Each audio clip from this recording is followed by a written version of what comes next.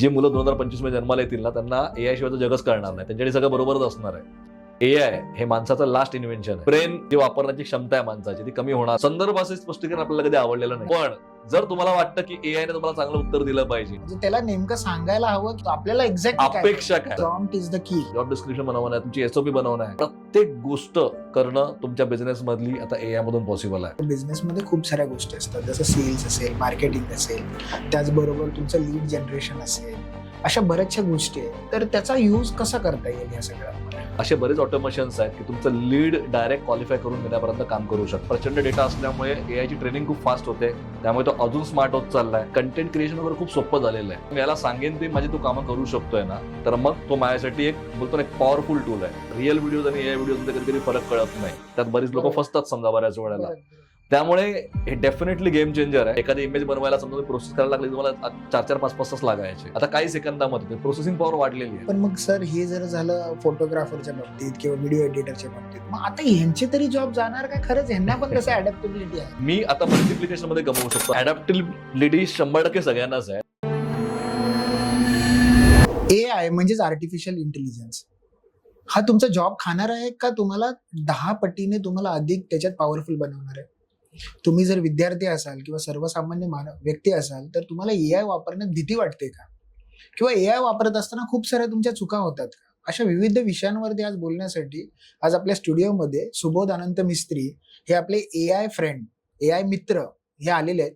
आज आपण त्यांच्याकडून खूप साऱ्या गोष्टी डिटेलमध्ये समजून घेणार आहोत की एआय कशा पद्धतीने वर्क होतं, एआयचे काय फायदे आहेत, त्याचबरोबर त्याचे ॲडव्हान्टेज काय आहेत, भविष्यामध्ये जर तुम्ही एआय अडॅप्ट नाही केलं तर तुम्हाला किती पद्धतीने त्याचा प्रॉब्लेम फेस करू शकता. अशा विविध विषयावरती डिस्कस आपण करणार आहोत. तर हा पॉडकास्ट पूर्ण शेवटपर्यंत बघा.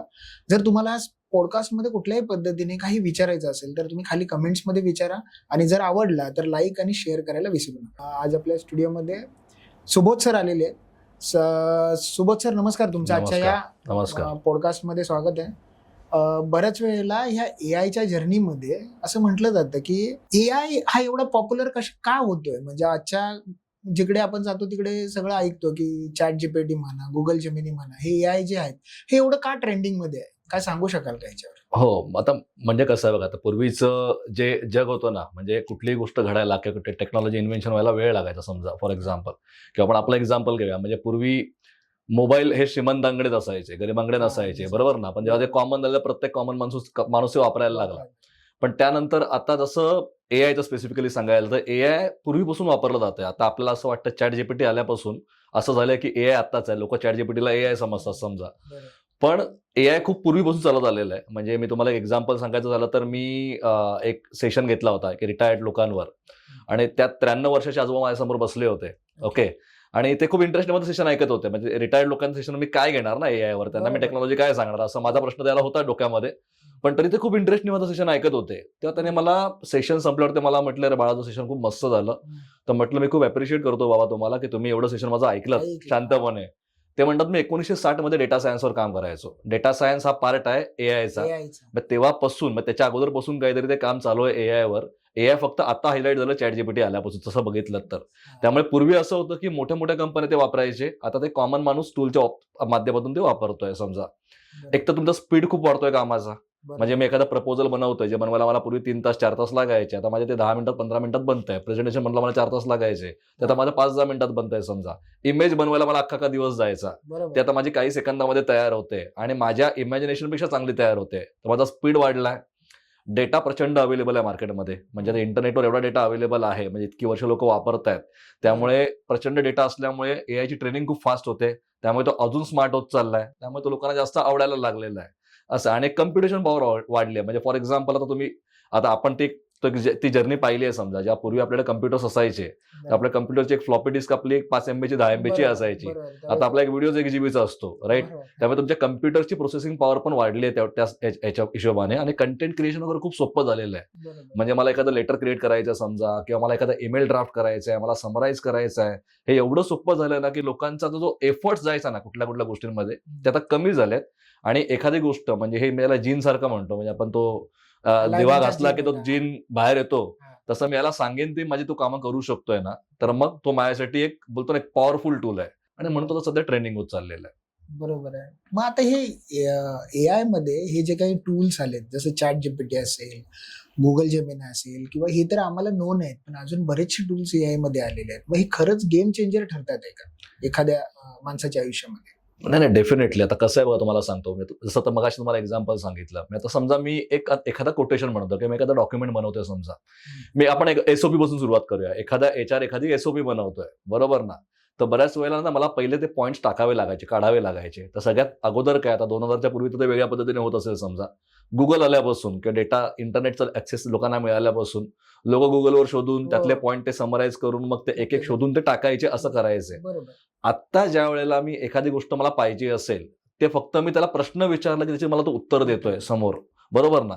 म्हणजे मला कुठे रेफरन्सेस शोधायची गरज नाही, कुठे जाऊन बघण्याची गरज नाही. त्यामुळे माझं काम खूप इझी होत चाललेलं आहे. मग बरोबर. हेच माझं आता डॉक्युमेंट तुम्ही क्रिएशन म्हटलं तुम्हाला समजा, तसंच माझं आता इमेजच्या बाबतीत झालेलं आहे. तसंच माझं पीपीटीच्या बाबतीत झालेलं आहे समजा, माझं व्हिडिओच्या बाबतीत झालेलं आहे. आता एआय आता एवढे रिअलिस्टिक व्हिडिओज बनवायला लागलेले आहेत हम्म. की आता रिअल व्हिडिओज आणि एआय व्हिडिओज मध्ये कधी कधी फरक कळत नाही. त्यात बरीच लोक बरोबर. फसतात समजा बऱ्याच वेळेला. बरोबर. त्यामुळे हे डेफिनेटली गेम चेंजर आहे आणि याने तुमचा स्पीड वाढल्यामुळे कामाचा, आता मे बी असं म्हणतात की बाबा पुढे जाऊन तुमच्या तर पूर्ण काम करण्याची सगळ्यांची पद्धतच बदलेल आणि ती बरोबर. प्रत्येक इंडस्ट्रीमध्ये जवळपास बदलणारच आहे. बरोबर. त्यामुळे डेफिनेटली गेम चेंजरच आहे. मग सर ह्यालाच जर बघायला गेलं तर AI म्हणजे आर्टिफिशियल इंटेलिजन्स, बरोबर. पण ह्युमन इंटेलिजन्स जो आहे ह्याच्यामध्ये मी नेमका फरक कसा काय म्हणून डिफरन्शिएट करेल? आता कसं आहे तुम्हाला सांगतो बघा, जनरली असं म्हणतात ना की आर्टिफिशियल, मी जेव्हा जेव्हा विचारतो की आर्टिफिशियल इंटेलिजन्स म्हणजे कोणाला विचारतो जेव्हा त्याच्यामध्ये, तर ते मला कृत्रिम बुद्धिमत्ता एवढंच सांगतात किंवा जास्तीत जास्त ChatGPT सांगतात. असं असं म्हटलं तर सर्वसामान्यांना तेच समजतं. हा, सर्वसामान्यांना तेच समजतं. सो बेसिकली कसं आहे ना की तुम्ही कृत्रिम बुद्धिमत्ता जरी असेल तरी तेवढी स्ट्रॉंग डिसिजन मेकिंग पॉवर किंवा तेवढा इमोशनल इंटेलिजन्स किंवा तेवढा त्याच्याकडे ह्युमन टच हा नाहीये. तो तुम्हाला तो एक आर्टिफिशियल उत्तर देतोय समजा, पण त्याला कुठलीही गोष्ट समजा तुम्हाला उत्तर जरी मिळालं, म्हणजे मी नेहमी सांगतो की कुठली गोष्ट तुम्ही ब्लाइंडली फॉलो नाही करायचं. तुम्ही ChatGPT जरी पाहिलं तर ChatGPTच्या बॉटमला तुम्हाला दिलेलं असतं की ChatGPT कॅन मेक मिस्टेक्स. त्याने डिस्क्लेमर टाकलेलं आहे. हेच तुम्हाला जेमिनामध्ये पण मिळतं, राईट? याचा अर्थ काय, तो देणार तुम्हाला उत्तर, याचा अर्थ ते परफेक्टच असेल असं नाहीये. सो तुम्हाला तुमचं ह्युमन इंटेलिजन्स 100% अप्लाय करायचंच आहे. म्हणजे कसं आहे ना, आता एक जेन्सन म्हणून एक व्यक्ती आहे, एनविडिया कंपनी आहे. एनविडिया ही एआयच्या ज्या मशीन त्याच्या चिप्स बनवते. बरोबर. सो त्यांनी एक शब्द वापरला, ते वाक्य वापरलं, ते मला खूप जास्त आवडलं. अक्षय कुमार यांचा इंटरव्ह्यू घेतला होता आणि तो युट्यूबला फेमस आहे सध्या. ओके. सो त्यांनी एक असं वाक्य वापरलं की एआय तुमचं काम पूर्णपणे करू शकत नाही. तो तुमचं 20% काम समजा 1000 पटीने चांगलं करेल. तुमचं 50% काम तो 1000 पटीने चांगलं करेल. पण तो कुठल्याच केसमध्ये तुमचं सगळं काम पूर्णपणे करू शकत नाही. त्यामुळे तुम्हाला काय करायचं ना, तुमचं काम आहे ना ते बेसिक, म्हणजे तुम्ही जे स्क्रॅच पासून करायचं अगोदर, बेसिक पासून करायचा, ते तुम्हाला तो 20-30% किंवा 50 किंवा 70% नेऊन ठेवेल आणि त्याच्यावरती तुम्हाला 30% ह्युमन इंटेलिजन्स अप्लाय करायचंच आहे. ते तुमचं काम असणारच आहे त्यामध्ये.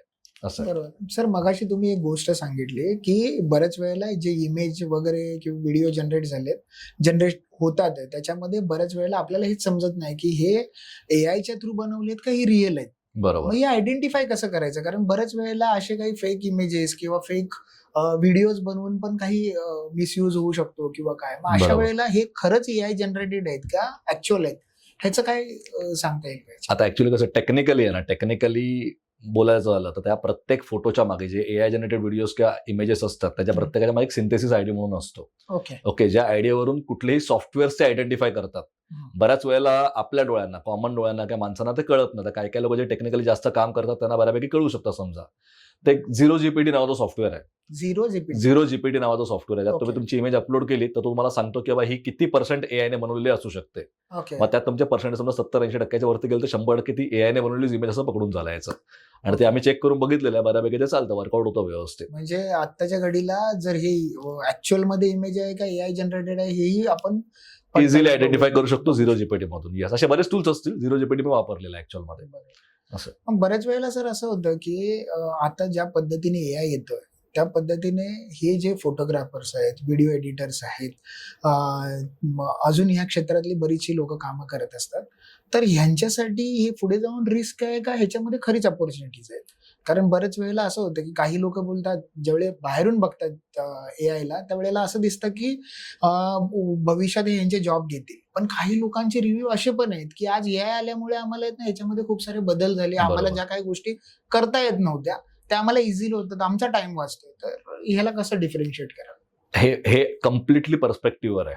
म्हणजे तुम्ही कसं बघताय त्या गोष्टीकडे त्याच्यावर आहे. म्हणजे आता पूर्वी जर तुम्ही ऑब्झर्व केलं असेल, आपण तो जमाना पाहिलाय समजा, की जेव्हा कम्प्युटर्स आले तेव्हा त्याला पण बराच रेजिस्टन्स आला होता त्यावेळेला, की बरोबर. कम्प्युटर्समुळे आमचे जॉब जातील. पण जे लोक कम्प्युटर शिकले त्याने नवीन स्किल डेव्हलप केल्या आणि त्यांच्यासाठी जॉब ऑपॉर्च्युनिटीज नवीन तयार झाल्या. बरोबर. जे लोक नाही शिकले ते लोक बाहेर पडले. त्यामुळे बदल हा होणारच आहे मार्केटमध्ये आणि तो कायम चालूच राहणार तो आहे. अटळ आहे. हा, तो आपल्या माणसाच्या आयुष्यातला अटळ भाग आहे तो, बरोबर ना. मग आता तुम्ही या पॉईंट ऑफ व्ह्यू विचारला तर तुम्हाला मी माझं एक्झाम्पल सांगतो. फॉर एक्झाम्पल, मी स्वतः सॉफ्टवेअर डेव्हलपर आहे. बरं. सो पूर्वी मला कोड लिहायला, एखादी गोष्ट लिहायला मला कमीत कमी समजा आता मला 5 दिवस, 6 दिवस, 10 दिवस असे लागायचे. आता ते कोड माझे AI मुळे 1 तासात 2 तासामध्ये होऊन जातात. मग माझी प्रोडक्टिव्हिटी वाढली. याच्यात 2 गोष्टी होतात. मग एक गोष्ट काय होते की बाबा माझा समोरचा जो क्लायंट आहे त्या क्लायंटचे पैसे वाचतील. बरोबर. ऍट द सेम टाइम जिकडे मी आता पहिल्या अगोदर एक सॉफ्टवेअर बनवायचो तिथे मी 3 किंवा 4 सॉफ्टवेअर बनवू शकतो. आणि तुमचा वेळ वाचतो. वेळ वाचतो. आता फोटोग्राफर तुम्ही म्हटलात किंवा तुम्ही ग्राफिक डिझायनर म्हटलात, तर बरोबर. ग्राफिक डिझायनरला एखादी गोष्ट कॉन्सेप्ट त्याला ठरवायला वेळ लागायचा, वेळ कसं डिझाईन करायचं आहे. हे जर तुम्ही AI मधून बेसिक बनवून घेतलं आणि त्याला नंतर तुम्ही त्याला ब्युटिफाय केलं तर तुमचं काम सोपंच होणार आहे. सो याला आपण कसं बघतो या गोष्टीवर डिपेंड आहे. हा प्रत्येकाचा पर्स्पेक्टिव्ह आहे. मग जे लोक या गोष्टीला घेऊन रडणार की बाबा आमचं मार्केट खराब होत चाललंय, खराब होत चाललंय, ते लोक मार्केटच्या बाहेर 100% जाणार. जे लोक याला अडॉप्ट करतील ना, कारण हे तुम्हाला यायलाच पाहिजे असं होणार पुढे जाऊन. जे लोक अडॉप्ट करतील ते लोक याच्यामध्ये पटापट पुढे निघून जाणार. आता ही चांगली ऑपॉर्च्युनिटी उलट आता नवीन असताना की तुम्ही याला अडॉप्ट केलंच पाहिजे बरोबर आहे. असं. पण मग सर हे जर झालं फोटोग्राफरच्या बाबतीत किंवा व्हिडिओ एडिटरच्या बाबतीत, पण आज जे सोरा AI सारखे जे व्हिडिओ ऑटोमॅटिकली डेव्हलप होत आहेत, म्युझिक आलंय, तुम्ही म्युझिक कंपोजिशन करायला लागायचं, जसं पहिला रायटर्स होते, सिंगर्स होते. बरोबर. मग ह्या सगळ्यांमध्ये आता ज्या पद्धतीने AI चाललंय की आता मला जर एखादं माझे स्वतःच गाणं बनवायचं झालं तर ChatGPT ला प्रॉम्प्ट टाकून आपण त्याचा लिरिक्स वगैरे काढू शकतो आणि त्याच्यानंतरला ते टाकू शकतो. मग आता ह्यांचे तरी जॉब जाणार काय? खरंच ह्यांना पण तसं अडॅप्टेबिलिटी आहे काय? अडॅप्टेबिलिटी 100% सगळ्यांनाच आहे. तुम्हाला मी एक्झाम्पल सांगतो. फॉर एक्झाम्पल, आता एखादं गाणं बनवायचं समजा आपल्याला, ओके. आता तुम्ही आणि मी समजा, आता मला असं वाटलं की माझ्या मुलावर गाणं बनवायचं आहे, तर मला एक 10-15 हजार रुपये खर्च करावा लागला असता. विचार करायला आपल्याला करावा लागतोच ना. मग बऱ्याच वेळेला बजेट नसल्यामुळे लोक मागे यायचे. तर तसं मगाशी म्हटलं ना मी, आता हा कॉमन माणसाचा पार्ट झालेला आहे. कॉमन माणूस पण ते करू शकतोय. मग कॉमन माणूस आधी करणार नव्हताच. मुळात तो त्याची ती इच्छाच, त्या दिशेने तो वळलाच नव्हता. त्याला तर ते मिळायला लागलं म्हणून तो करतोय समजा. पण ज्याला ऍक्च्युअल कलेची टच आहे किंवा त्याला गरज असते की परफेक्टच व्हायला पाहिजे, कारण तुमच्याकडे AI जो आहे ना तो इमोशन्स नाही ऍड करू शकत व्यवस्थित. समजलं. मग त्या केसमध्ये तुम्हाला जो ओरिजिनल आहे ना तो ओरिजिनलच राहणार. उलट त्यांची व्हॅल्यू अजून वाढेल. प्रामाणिकपणे सांगितलं तर ज्यांना तो टच कळतो समजा. आता समजा मी तुम्हाला असं एक्झाम्पल सांगितलं, मी सॉफ्टवेअर डेव्हलपर आहे. आता भले असं म्हणतात की सॉफ्टवेअर डेव्हलपरचे जॉब जायला लागलेले आहेत, पण मला तर एकदम पॉवरफुल टूल वाटायला लागलं आता. कारण जे काम करायला मला वेळ लागायचा ते माझं पटकन व्हायला लागलंय. पण ते का व्हायला लागलंय? कारण की मला ते डॉट्स कनेक्ट करता येतात व्यवस्थित. समजलं. भले मला उत्तर जरी मिळालं तरी तो कुठे चुकतो हे मला माहिती असतं, त्याला कनेक्ट कसं करायचं हे मला माहिती असतं. त्यामुळे माझं काम आता फास्ट झालेलं आहे, राईट. त्यामुळे माझी व्हॅल्यू कधी कमी होणार नाही. इनफॅक्ट मी आता मल्टिप्लिकेशन मध्ये कमवू शकतो, आता अशा लेवलला आहे सध्या. तसं जर प्रत्येक प्रोफेशनने स्वतःला बघितलं ना तर डेफिनेटली त्यांचं काम होणार आहे. कारण कंटेंट रायटिंग जरी म्हटलं तर इमोशन्स माणसाला ऍड करावे लागतील. समजलं. कारण तो तुम्हाला मशीन देताना तुम्हाला मशीन टाईपच लँग्वेज मिळणार आहे समोरून.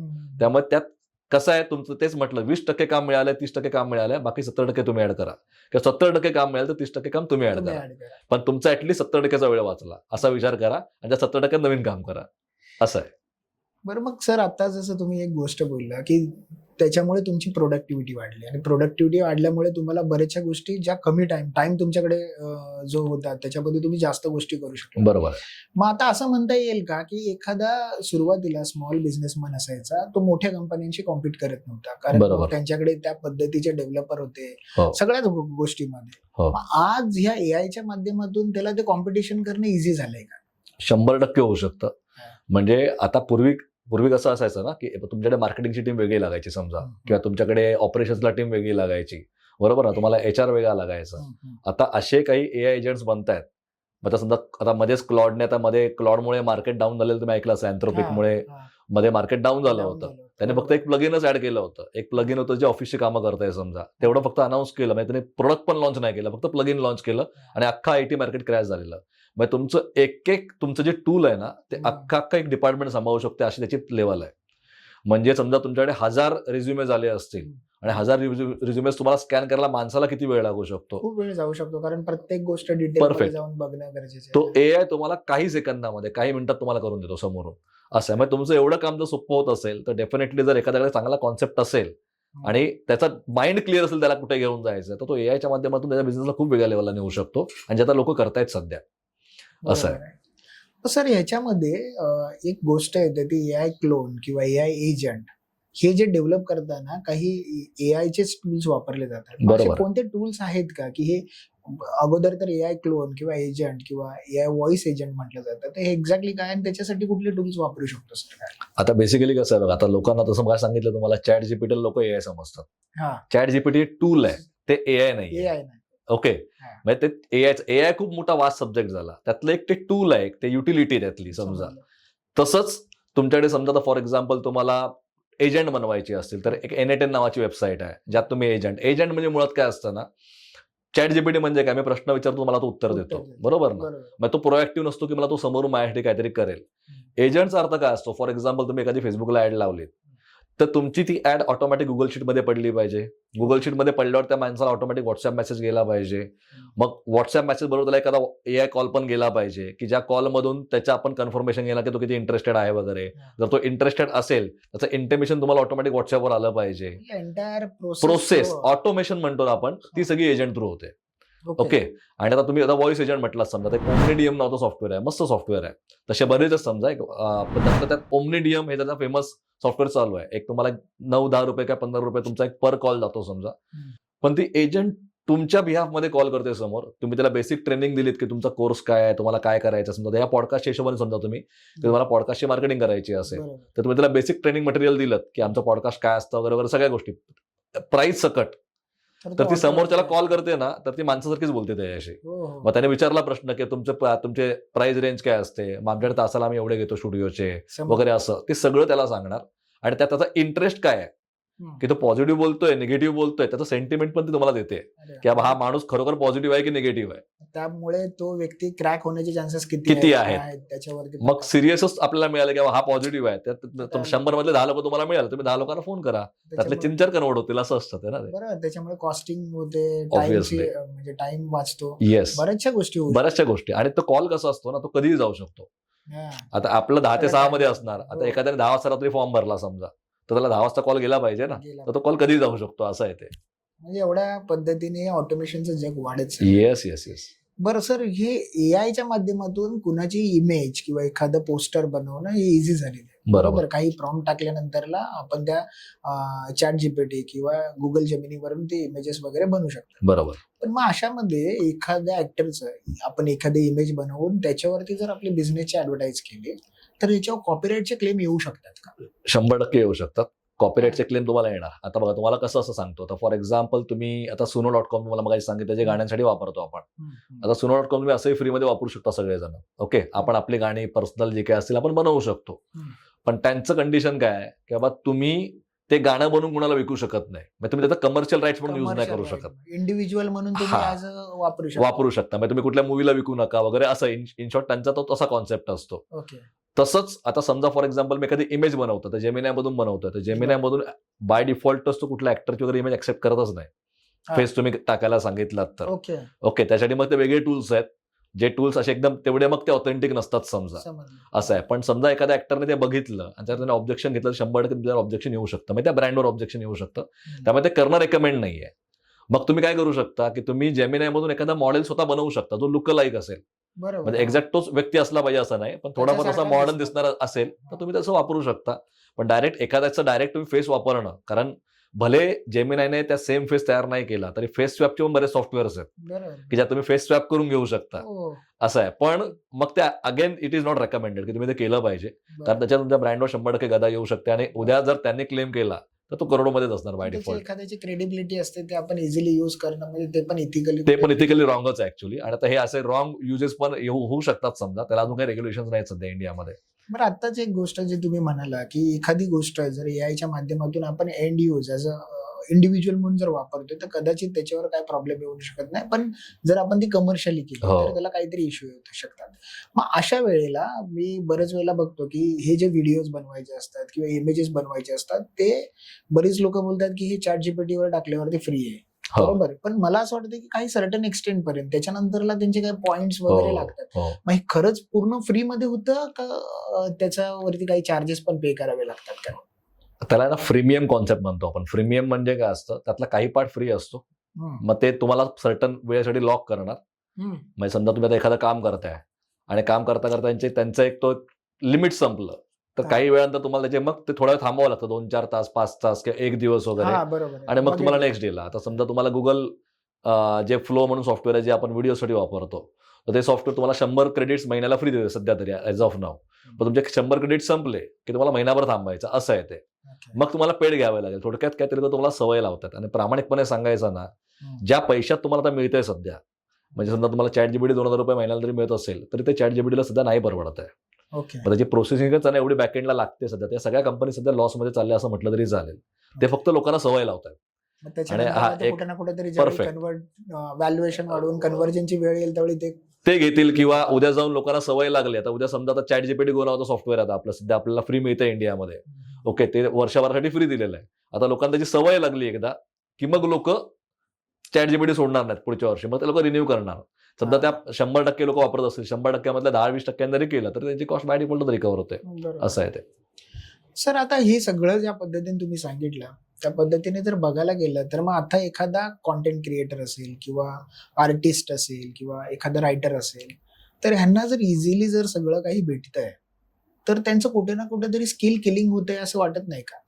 कारण का, जर भविष्यामध्ये सगळ्यात जर ह्या गोष्टी आल्या आणि मग असं होतं की मी एखादा कोर्स केला, फॉर एक्झाम्पल मी या अगोदर असं व्हायचं की DTPचा एखादा कोर्स केला किंवा एखादी तुमच्या एडिटरच्या बाबतीत एखादा कोर्स केला आणि तो कोर्स करस्तोवर आपल्याला 6 महिने 8 महिने जातात. त्याच्यामध्ये टेक्नॉलॉजी एवढी अपग्रेड होत जाते आणि नवीन नवीन AIचे असे टूल्स यायला लागले. मग ह्या सगळ्याला कसं बघितलं पाहिजे की स्किल अपग्रेड करणं गरजेचं आहे का टोटली डिपेंड AI वरती राहणं गरजेचं आहे? ऍक्च्युअली कसं आता असाच नाही प्रश्न, पण तो मगाशी तुम्हाला रिटायरमेंट सेशन सांगितलं ना मी, त्याच्यामध्ये मला 70 वर्षाच्या आजीने विचारलेला की सगळंच जर सुबोध AI करणार तर मग माणसाने करायचं काय पुढे जाऊन, असा हा प्रश्न येतो ना. बरोबर. म्हणजे तुला चुकीचं वाटत नाही का, असा मला प्रश्न त्या भर सभेमध्ये विचारलेला. असं मी त्यांना म्हटलं, मॅडम 100% चुकीचं आहे, हे असं व्हायलाच नाही पाहिजे. पण हे चुकीचं का वाटतं माहित आहे, कारण तुम्ही अगोदरचं जग बघितलेलं आहे आणि मी पण अगोदरचं जग बघितलेलं आहे. जी मुलं 2025 मध्ये जन्माला येतील ना, त्यांना AI शिवायचं जगच कळणार नाही. त्यांच्याकडे सगळं बरोबरच असणार आहे. बरोबर. आपण असं जग बघितलं जेव्हा कम्प्युटर पण नव्हते, जेव्हा टीव्ही पण नव्हता, राईट. आपण ते सगळे बदल बघितलेले आहेत. तसं आता AI ला बदल म्हणूनच पकडलं पाहिजे आपल्या आयुष्यामध्ये. मग आता तुमची स्किल किलिंग किंवा तुमच्या असं म्हणतात की ब्रेन जी वापरण्याची क्षमता आहे माणसाची ती कमी होणार का, तर ती 100% होणार कमी. कारण जेव्हा इंडस्ट्रियल एज आलं, म्हणजे पूर्वी माणसं मेहनतीने काम करायची ना, प्रत्येक गोष्ट तुम्हाला उचलून घ्यावी लागायची की तुम्हाला अंग मेहनत करावी 100% लागायची. मग इंडस्ट्रियल एज आल्यापासून माणसाचे मसल लॉस झाले. बरोबर. म्हणजे पूर्वीची माणसं ज्या पद्धतीची होती हेल्थ वाईज, तशी आता आपण नाहीये मुळात. नाही, आणि मुळात बघायला गेलं तर ते अजूनही नाही म्हटलं तरी 100चा एज आरामात गाठतात. बरोबर ना. पण आपल्यासारख्या आता आपण ज्या एज मधून आलेलो आहे समजा, त्या लोकांसाठी ते एकदम इझी नाहीये. आपल्याला 30-40 मध्ये सगळ्या लोकांना आजार चालू होतात समजा. तसंच आता जेव्हा AIची कंटिन्युअस सवय लागेल ना, तर तुमचे ब्रेन वापरण्याची क्षमता कम्पॅरेटिव्हली कमी होणार आहे. But again how your using it, म्हणजे तुम्ही त्याच्यावर डिपेंडंट आहात की तुम्ही त्याला एक स्किल म्हणून युज करताय, समजा त्याच्या प्रोडक्टिव्हिटी म्हणून युज करताय, त्याच्यावर डिपेंड आहे. पण आता तुम्हाला जसं मगाशी सांगितलं, आता जॉब करण्याची प्रत्येकाची पद्धत बदलणार आहे. त्यामुळे म्हणजे आता मी हे एक्झाम्पल नेहमी देतो की ज्यावेळेला मी कॉलेजला होतो ना, किंवा मी कॉलेजच्या होतो किंवा मी शाळेत होतो ज्या वेळेला, तेव्हा माझा मित्र कधी फेसबुकमध्ये करिअर करेल, गुगलमध्ये करिअर करेल, हे मला त्याला माहितीच नव्हतं. AI मध्ये करिअर करेल मला माहितीच नव्हतं. आपल्या वेळेला डॉक्टर, इंजिनियर वगैरे असं होतं. त्यामुळे आता तुम्ही कुठली स्किल घेतलीत ना, त्या स्किलला डिफॉल्ट एक बेस त्याला AI येणारच आहे. तुमच्या प्रत्येक गोष्टीमध्ये आहे ना. तुम्ही मार्केटिंग जरी म्हटलं तर तुम्हाला मार्केटिंग प्लस AI, आता तुम्हाला विचारलं जाणार तुम्हाला AI वापरता येतं का म्हणून, समजलं. त्यामुळे आता ही स्किल तुम्हाला त्याला पकडूनच चालवायची असं बोललात तरी चालेल. म्हणजे इथून पुढे एक बघायला गेलं तर सब्जेक्टचा पार्टच AI होणार आहे 100%. त्याला जगाने ऍक्सेप्टन्स दिलेला आता, त्यामुळे तुम्ही डिनाय करू शकत नाही. असं म्हणतात की AI हे माणसाचं लास्ट इन्व्हेन्शन आहे. ह्याच्या पुढे AIच स्वतः इन्व्हेन्शन करणार पुढचे. आता माणूस इन्व्हेन्शन नाही करणार. असं आहे. ते विचार करताना पण एवढं असं वाटतं ना की काय लेवलवरती जाऊ शकते. सर, मग हे सगळं बघत असताना ज्यावेळी AIचे हे वेगवेगळे टूल्स आहेत, ही AIची थिंकिंग प्रोसेस आहे, तर एक्झॅक्टली आर्टिफिशियल इंटेलिजन्स म्हणजे काय, ते काय सांगू शकाल का? की म्हणजे हे एवढ्या पद्धतीने फास्ट वाढतंय आणि मग लोकांना असं वाटतंय की आर्टिफिशियल इंटेलिजन्स म्हणजे एक शब्द आहे आणि तो आपल्या मनाने बरोबर. काय सांगू शकाल? AI ना, आता AI तसं म्हटलं तर खूप मोठा वास्ट सब्जेक्ट आहे आणि तो सोप्या भाषेत समजणं थोडं डिफिकल्ट आहे. कारण ज्यांनी एआय बनवलंय ना, म्हणजे ज्या लोकांनी ऍक्च्युली एआय इन्व्हेंट केलंय ते लोक पण म्हणतात की ते आतून चालतं कसं आम्हाला माहित नाही. म्हणजे ही लेवल आहे. हो. तरी मी तुम्हाला खूप सोप्या भाषेत समजवण्याचा प्रयत्न करतो. ओके, आर्टिफिशियल इंटेलिजन्स म्हणजे आहे ना, एखादा सॉफ्टवेअर, तर आपण आपल्या मोबाईलमध्ये सॉफ्टवेअर वापरतो. समजा तुम्ही फॉर एक्झाम्पल तुम्ही ओएस वापरता, अँड्रॉइड ओएस वापरता, किंवा तुम्ही तुमच्या विंडोजमध्ये एखादं सॉफ्टवेअर वापरता समजा मशीनमध्ये, तर ते सॉफ्टवेअर जेव्हा इंटेलिजंटली काम करायला लागतं ना, that is called as AI, असं म्हणू शकतो आपण. ओके, म्हणजे एकदम लेमॅन भाषेत तुम्हाला सांगतो, एकदम लेमॅन भाषेमध्ये. हे नेहमी मी माझ्या सेशनमध्ये एक्झाम्पल देत असतो. एक असं इमॅजिन करा की असं एक मोठं कपाट आहे आणि त्या कपाटामध्ये जेवणाचे सगळे पदार्थ, रॉ मटेरियल ठेवलेलं आहे. म्हणजे भाज्या पण सगळ्या ठेवल्यात, तांदूळ, गहू, पनीर बिनीर सगळं ठेवलेलं आहे. आणि त्या कपाटाच्या खाली एक बॉटमला, म्हणजे ते खूप मोठं भलं मोठं कपाट आहे, आणि कपाटाच्या खाली याने एक थोडी स्क्रीन लावली, स्मार्ट स्क्रीन लावली, आणि मी त्यात टाकलं की मला पालक पनीर पाहिजे, तर त्या मशीनला माहिती आहे आतून की पालक पनीर बनतं कसं, त्याला कुठले इन्ग्रेडियंट्स वापरायचे, तो सगळे बरोबर इकडून तिकडून घेतो, ती प्रोसेस करतो आणि तुम्हाला समोर आणून पालक पनीर देतो. सेम वे एआय म्हणजे काय, एआयला इतक्या प्रमाणामध्ये डेटा दिला गेलेला आहे बॅकएंडला, आणि त्याला एवढं ट्रेनिंग दिलं गेलेलं आहे की त्याला ऑलमोस्ट तुम्ही त्याला काही विचारता तर उत्तर त्याच्याकडे आहे. म्हणजे त्याची थिंकिंग प्रोसेस खूप वाढलेली आहे. आणि अगेन जसं तुम्हाला मगाशी म्हटलं, प्रोसेसिंग पॉवर वाढली आता. म्हणजे जे पूर्वी कमी होती, म्हणजे एखादी इमेज बनवायला समजा तुम्ही प्रोसेस करायला लागली तुम्हाला 4-4, 5-5 तास लागायचे, आता काही सेकंदामध्ये प्रोसेसिंग पॉवर वाढलेली आहे. त्यामुळे कसं आहे की तो तेवढ्या याच्यातून त्याच्या ट्रेनिंगच्या हिशोबाने तो डेटा बरोबर कलेक्ट करून त्याचं एक उत्तर फॉर्म्युलेट करून तुम्हाला तो आणून देतो. मग समजा त्याला म्हटलं की मला एक मांजरीची इमेज बनवून दे, तर त्याला करोडो मांजरीच्या इमेजेस देऊन त्याला ट्रेन केलं गेलं की मांजर दिसते कशी. त्यामुळे तो एवढी नॅचरल इमेज बनवतो आपल्यासाठी की आपल्याला वाटतं की हा फोटो काढलेला आहे. म्हणजे एका प्रकारे बघायला गेलं तर एखादं लहान मुल जे शाळेत शिकतं आणि त्याला ज्या पद्धतीने सुरुवातीला फिडिंग केली जाते आणि मग तो त्याच्या इंटेलिजन्स वरती परफेक्ट त्या पद्धतीने तसंच तो शिकत गेलाय. म्हणजे 2022 मध्ये वापरलेला चॅट जीपीटी आणि आता वापरलेलं चॅट जीपीटी याच्यामध्ये प्रचंड फरक आहे. ओके, म्हणजे तुम्ही पूर्वी जे वापरायचात ते आता तसं चालत नाही, आता खूप वेगळं झालेलं आहे ओव्हरऑल. म्हणजे त्याची पॉवर वाढलेली आहे. म्हणजे मी त्याला खूप वेगवेगळ्या लेवलला मी त्याला चेक करून बघितलेलं आहे. म्हणजे मी तुम्हाला एक्झाम्पल सांगतो, आता मी तर खूप एक्सप्लोर करत असतो ही गोष्ट. मी हॉस्पिटलमध्ये बसलेलो आयसीयूच्या बाहेर, आता मी जास्त बोलू शकत नाही तिकडे समजा असं, आणि मला व्हिडिओ वगैरे बघायला पण अलाउड नाहीये, फोन पण करू शकत नाही, मला फक्त इथे बसायचं आहे. सो त्यावेळेला मी विचार केला की थोडं चॅट जीपीटी एक्सप्लोर करूया. तर मी त्याला असा मेसेज टाकला की hello chat GPT, how are you, तर तो म्हटलं आय एम फाईन वगैरे. तर असं मला म्हटलं, त्याला म्हटलं जिंदगी के झमेले खतम क्यों नहीं होते. त्यावर त्याने मला एवढं इमोशनल आणि मस्त उत्तर बनवून दिलं, शायरी वगैरे टाकून त्याने मला उत्तर बनवून दिलं की मला असं वाटलं की एखादा मुंबईचा माणूस बसलाय समोर आणि मित्र माझ्याशी बोलतोय. म्हणजे या लेवलला मला ते वाटलं, लॉजिकली एक्सप्लेन केलं. म्हणजे तुम्ही कुठलाही विषय त्याकडे घ्या ना, तर त्या विषयावर बोलू शकतो, या लेवलला तो आलेला आहे. सर, मग हे जे एआय आहे, आता प्रत्येक वेळेला आपल्याला काही ना काहीतरी गोष्टी समजण्यासाठी एक लँग्वेज असते, जसं इंग्लिश झाली, मराठी झाली. मग ही एआय ची स्वतःची अशी ओन लँग्वेज आहे का? आता टेक्निकली सांगायला गेलो ना, तर एआय बनले बेसिकली पायथॉनवर, किंवा त्याला मग त्याच्यामध्ये मशीन लर्निंग वगैरे बरेच टेक्निकल कॉन्सेप्ट येतात. पण जेव्हा नॉर्मल माणूस, कॉमन माणूस जेव्हा यूज करतो ना, तेव्हा एआय वापरताना त्याला एकच गोष्ट असते, ज्याला प्रॉम्प्ट लिहिता आले पाहिजे. Okay, prompt engineering is the must skill while using AI, असं म्हणू शकतो आपण. म्हणजेच काय, आता आपल्याला कसं असतं बघा, आपल्याला शाळेपासून एकच गोष्ट आवडत आलेली आहे, एका वाक्यात उत्तरे, गाळ्याला लागा भरा, जोड्या लावा, राईट, असं आपल्याला आवडत आलेलं आहे. कारण ते सोपं असतं ना, आपण ते पटकन करू शकतो. संदर्भाचं स्पष्टीकरण आपल्याला कधी आवडलेलं नाही, बरोबर, खूप आपल्याला डिटेलमध्ये लिहावं लागतं. पण जर तुम्हाला वाटतं की एआय ने तुम्हाला चांगलं उत्तर दिलं पाहिजे, तर तुम्हाला प्रॉम्प्ट डिटेलमध्ये लिहिता आले पाहिजे. म्हणजे त्याला नेमकं सांगायला हवं की तुला आपल्याला एक्झॅक्ट अपेक्षा काय. आता मी हे पण थोडंसं ह्युमरस एक्झाम्पल मी आपल्या नेहमी सेशनमध्ये देत असतो की बाबा, माणूस आहे ना, माणसाला अपेक्षा सांगत नाही आणि मग अपेक्षा भंग झाला की नाराज होतो.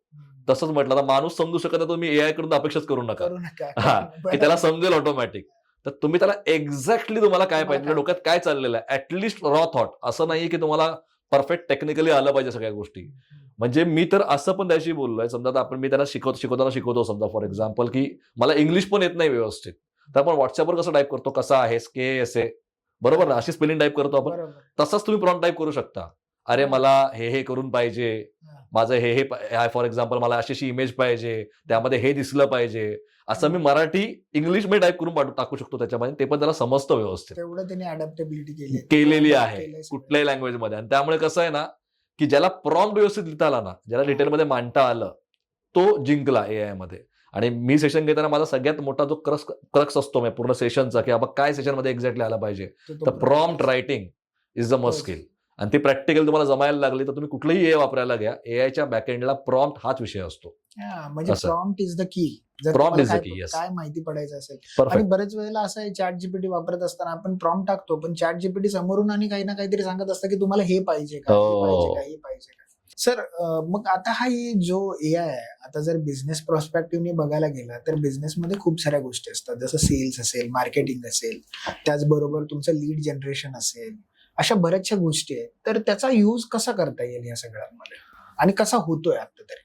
ऑलमोस्ट तुमचे जेवढे ऑपरेशन्स आहेत ना, ऑलमोस्ट सगळ्या ऑपरेशन्समध्ये इन्क्लुडिंग फिनान्स, प्रत्येक गोष्टीमध्ये तुम्हाला एआय वापरता येऊ शकतो. ओके, आता सगळ्यात पहिलं तुम्ही सेल्सचं म्हटलं, सेल्स मार्केटिंगचं म्हटलं, तर आता असे बरेच ऑटोमेशन्स आहेत की तुमचं लीड डायरेक्ट क्वालिफाय करून देण्यापर्यंत काम करू शकतात. जसं तुम्हाला मगाशी पण मी मगाशी एक्झाम्पल तुम्ही सांगितलं तुम्हाला सांगितलं. एजंट्समधून, हा, राईट? हा. ते तुम्ही करू शकता.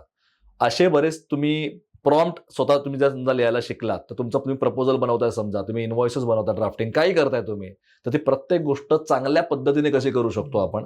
म्हणजे असं पण तुम्ही ट्राय करू शकता की बाबा मी एखादी गोष्ट मला बनवायची आहे आणि बेसिक मी माझ्याकडून बेस्टच लिहिलं त्याच्यामध्ये काहीतरी, मी खूप चांगलं बनवलं काहीतरी, आणि ते पण मी चॅट जीपीटीला दिलं ना, तो त्याच्यामध्ये पण मला चांगलं करून देतो. असं मग त्याची ती लेवल आहे ऍक्च्युअलमध्ये. चॅट जीपीटी कुठले तुम्ही एजंट, तुम्ही जो टूल वापरता त्याच्यावर डिपेंड आहे. त्यानंतर तुम्ही समजा कस्टमर कम्युनिकेशन वापरता, तर कस्टमर कम्युनिकेशनमध्ये 100% तुम्हाला टेम्पलेट्स कुठल्या पाहिजे असतील बनवण्यासाठी, कस्टमरला पाठवण्यासाठी, व्हॉट्सअप टेम्पलेट्स असतील, कुठल्याही टेम्पलेट्स असतील, त्या तुम्ही तिकडे बनवून घेऊ शकता. राईट? तुम्हाला तुमचा डेटा अनालिसिस करायचा आहे की तुमचा कस्टमर, तुमचा कुठला प्रोडक्ट चांगला चाललेला आहे, तर को पायलट सारखं टूल आहे. तुमच्याकडे एक्सेलवर डेटा अवेलेबल असेल तर तुम्ही को पायलट मधून त्याला अनालिसिस करून घेऊ शकता.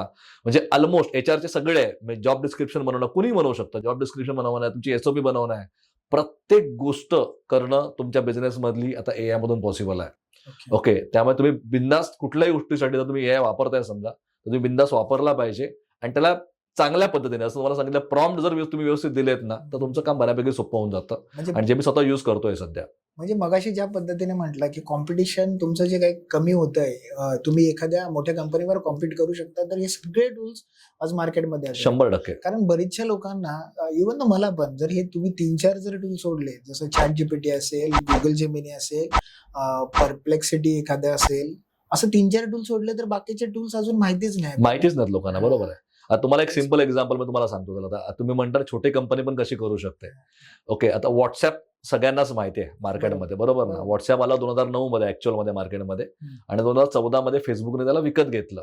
आणि ते विकत घेतलं तर त्याची कॉस्ट होती $19 बिलियन. 19 बिलियन म्हणजे आता इंडियन करन्सीमध्ये तुम्हाला माहिती असेल किती येऊ शकते, जवळपास ते खर्वमध्ये मोडते अमाऊंट, 11 खर्व असं काहीतरी ते अमाऊंट मोडते. ओके, आता व्हॉट्सअप त्यावेळेला 2014 ज्या विकत घेतलेलं, त्या व्हॉट्सअपमध्ये ऍड वगैरे काही दिसत नव्हत्या. व्हॉट्सअप बिझनेस नावाचं ऍप्लिकेशन पण द्यायला नव्हतं, आणि जे व्हॉट्सअप आपण वापरायचं ते फ्रीमध्ये वापरायचो. बरोबर. तरीही फेसबुकने $19 बिलियन ते विकत घेतलं. त्याच्या मागे काय, आता मी तुम्हाला हा टॉपिक आपल्याशी रिलेटेड म्हणून सांगतो, त्याच्या मागे रिझन काय असेल? व्हॉट्सअप बॅकएंडला एआय वापरतं डेटा प्रोसेसिंगसाठी. ओके, आणि तुम्हाला सांगतो व्हॉट्सअपमध्ये फक्त 54 एम्प्लॉईज होते, त्यातले 2 डायरेक्टर होते. ओके, सुरुवातीच्या जेव्हा ते विकत घेतलं $19 बिलियन, त्यावेळेला फक्त व्हॉट्सअपमध्ये 2च डायरेक्टर आणि 54 एम्प्लॉईज होते, आणि तेवढ्या लोकांनी ती कंपनी चालायची. म्हणजे एवढ्या छोट्या कंपनीने 5 वर्षात, कारण 2012 मध्ये फेसबुकनेच त्यांना ऑफर दिली होती 5,200 करोडची, जी त्यांनी नाकारली होती, आणि नंतर मग ती पुढची 11 करोड तुम्हाला सांगितलं, त्या हिशोबाने त्यांना ती मिळाली ऑर्डर. ओके, म्हणजे या लेवलला जर एआय बेस तुमचा असेल तर तुम्ही काम करू शकता. म्हणजे काय होतं, फेसबुकला प्रत्येकाच्या मोबाईलमध्ये यायचं होतं, जे की व्हॉट्सअप आल्यामुळे लोकांनी मेसेज डाउनलोड करायचे बंद केले होते.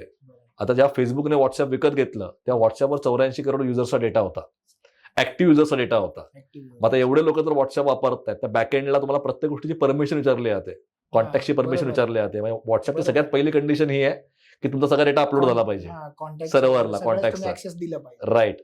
मग बॅकएंडला तुम्ही कुठलेही फ्री ऍप सध्या वापरताय, तुमच्या मोबाईलमध्ये जेवढे फ्री ऍप्स आहेत, दे आर नॉट फ्री.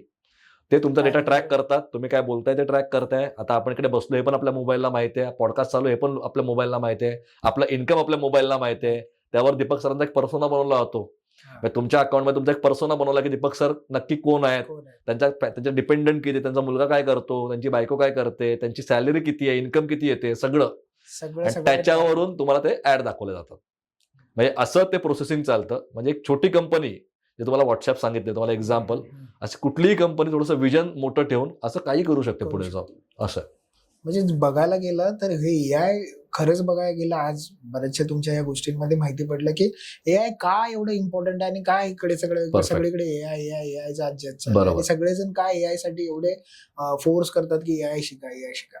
पण मग ह्याच बाजूने बघायला गेल्यानंतर ना कुठे कुठेतरी भारतामध्ये अजूनही तेवढं अवेअरनेस पाहिजे तसं काय नाही झालं. म्हणजे एआय जेवढ्या लेवलवरती पोहोचलं पाहिजे होतं जर बरोबर. एवढ्या लेवलवरती आणि एवढे मार्केटमध्ये जर टूल्स अवेलेबल असतील आणि त्याचा खरंच बेनिफिट करून घ्यायचा असेल तरी आज जर आपण एखाद्या टायर 2 टायर 3 सिटीज मध्ये बघायला गेला तर मग तिथे अजूनपर्यंत तशा पद्धतीने अवेअरनेस नाही झाला. अवेअरनेस नाहीये. कॉस्टिंगचा इश्यू आहे, माइंडसेटचा इश्यू आहे का अवेअरनेसचा इश्यू आहे, काय असू शकतं हे? का पोहोचलं नसेल? मेजरली मला असं वाटलं की आता अवेअरनेसचा इश्यू आहे. माहिती आता मी थोडा सर्वे करत होतो या गोष्टीवर की जगातल्या जवळपास 78 ते 94% कंपन्या ओव्हरऑल या काही ना काही प्रकारे एआय युज करतात.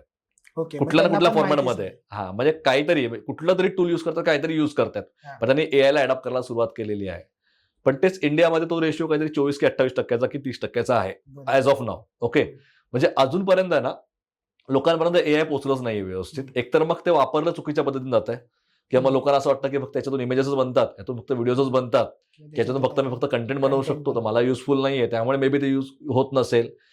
आता असं नाही की पैशांचा इश्यू आहे, कारण की आता बरेच टूल बऱ्यापैकी फ्रीमध्ये मिळतात सध्या. समजा आता एखादी टूल समजा मला इमेज बनवायला, ग्राफिक डिझायनर ठेवायला मला जवळपास समजा 30-45 हजार पगार द्यावा लागायचा फॉर एक्झाम्पल. आता जर मी ते टूल 2000 महिन्याला घेतलं समजा आणि एखादा 10,000 एक नॉन टेक्निकल मुलगा जरी घेतला आणि त्याला ट्रेन केलं तर तोच मला तेवढं आउटपुट काढून देऊ शकतो चांगलं.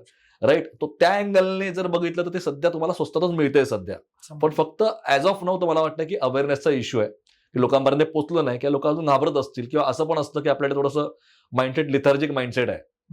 म्हणजे अंगावर येईल तेव्हा बघू, तोपर्यंत राहू दे, असं पण असू शकतं कदाचित. तर मग आता हे सगळं बघत असताना आपल्या इंडियामध्ये खूप साऱ्या इंडस्ट्रीज आहेत, बरोबर आहे.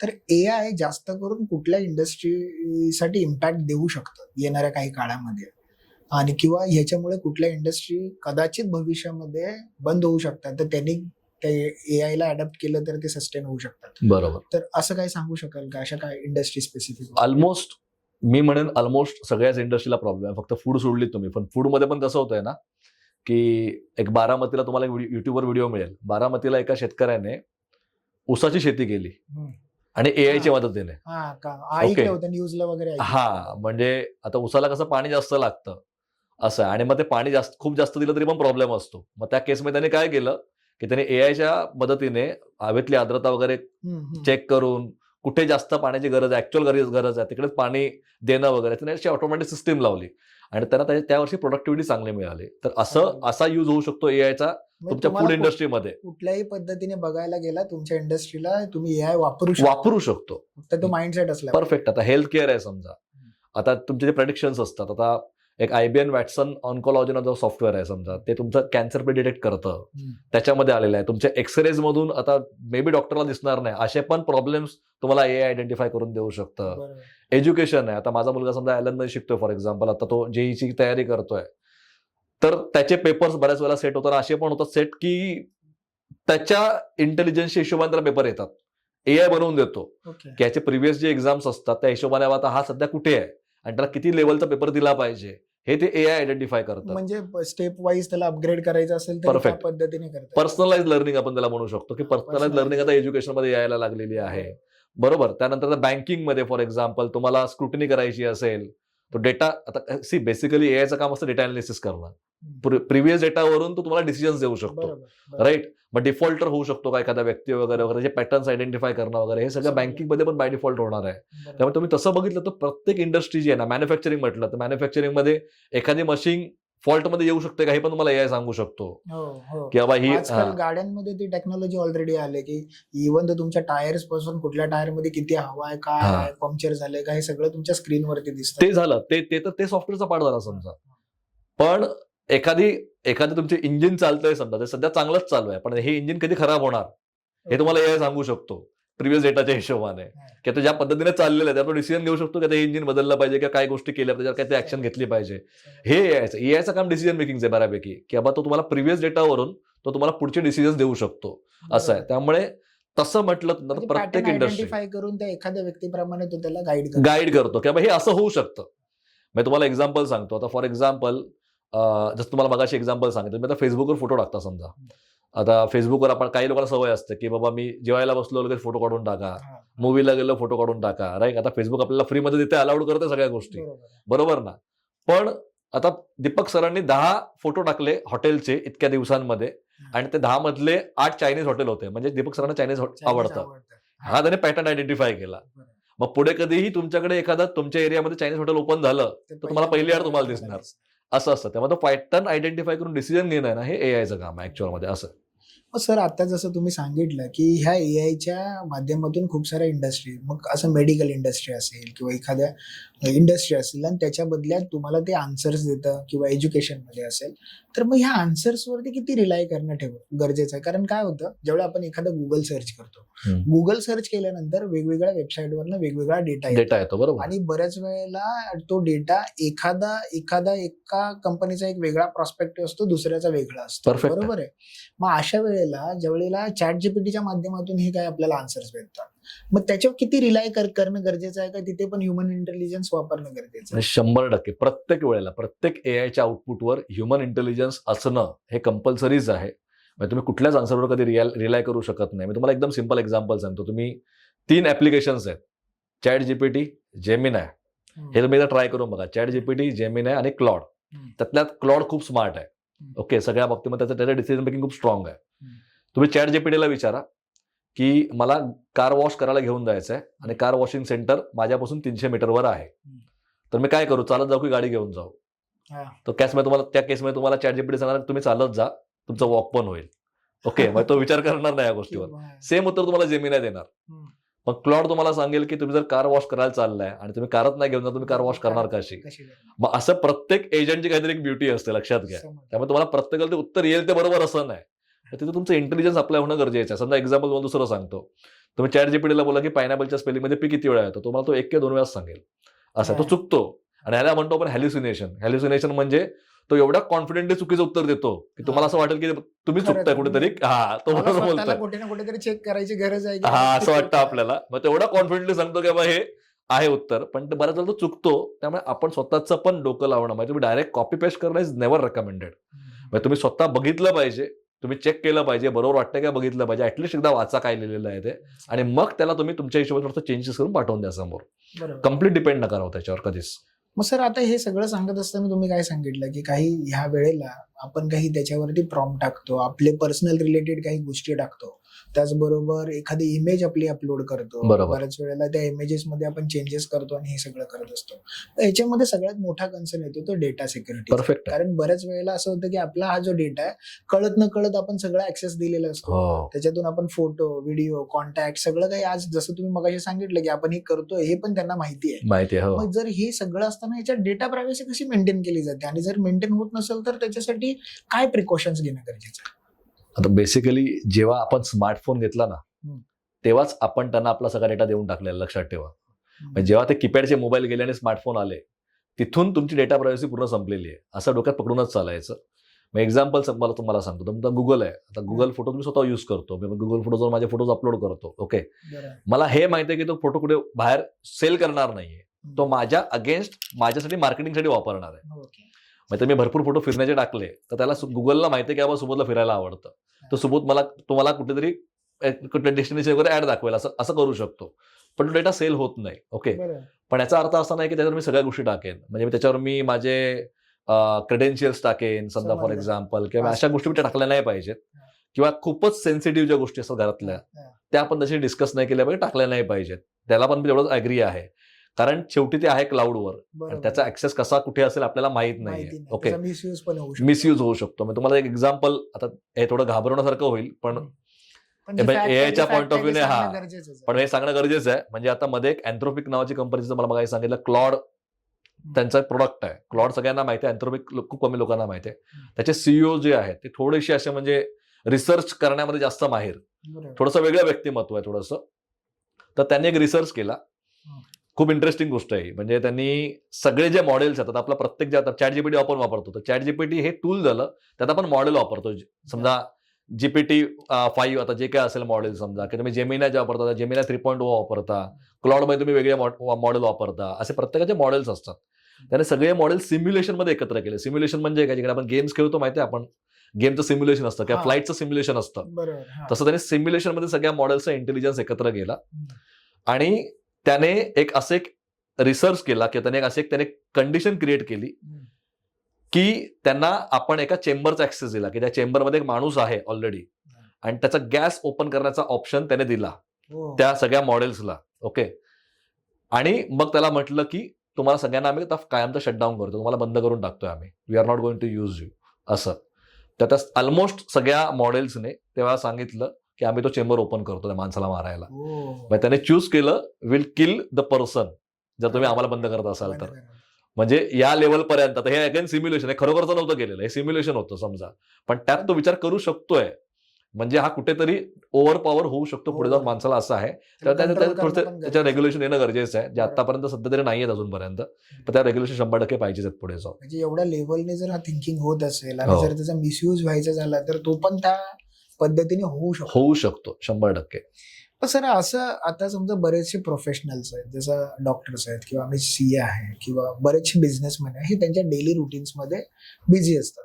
मग आता प्रत्येक वेळेला असं होत नाही की एखादा AI शिकायला किंवा तेवढ्या गोष्टी शिकायला वेळ भेटत नाही किंवा आज करणं गरजेचंच आहे, पण ते होत नसेल तर एखाद्या व्यक्तीला आपण हायर करू शकतो जे बरोबर आहे. AI केलं असेल तर.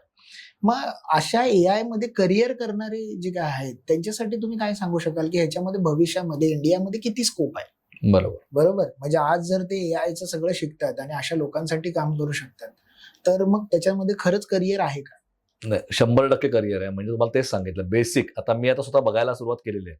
मी जेव्हा लिंक्डइन प्रोफाईल्स वगैरे बघतो किंवा रिक्वायरमेंट, जॉबच्या रिक्वायरमेंट बघतो, त्यात बऱ्यापैकी पोस्टमध्ये आहे ना की या व्यक्तीला AI आलं पाहिजे हे असतं. मग ती पोस्ट कुठलीही असेल, ती HR ची पोस्ट असेल समजा, ती BDM ची पोस्ट असेल, कुठल्याही पोस्टसाठी ते बाय डिफॉल्ट आहेच. ओके. त्यामुळे तुम्ही काही करत असाल, तुम्हाला AI येणं गरजेचं आहे.